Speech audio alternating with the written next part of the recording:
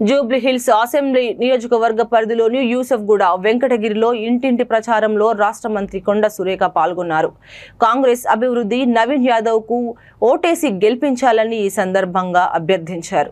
ఆమెతో పాటు GHMC mayor Gadwal Vijayalakshmi, అభ్యర్థి నవీన్ యాదవ్ సతీమణి వర్ష యాదవ్, మంత్రి ప్రభాకర్, పొన్నం ప్రభాకర్ సతీమణి మంజుల, వాకిటి శ్రీహరి సతీమణి Lalitha, deputy mayor Mothe Srilatha Reddy, Palakurthi senior నాయకురాలు ఝాన్సీ రెడ్డిలు తదితరులు పాల్గొన్నారు.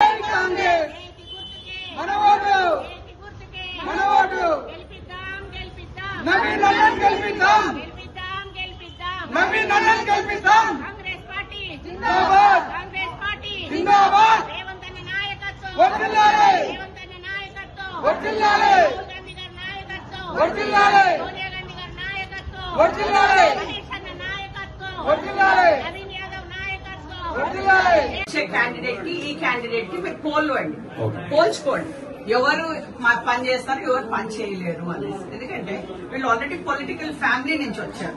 అందుకని we want youngster two times అయినా కూడా ఆయన వదిలిపెట్టలేదు, జనాల్లోనే ఉన్నాడు.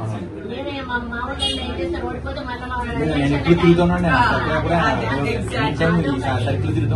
మనకు కలిసి వచ్చిన అదృష్టం ఏంటంటే అధికార పార్టీలో ఉన్నాడు.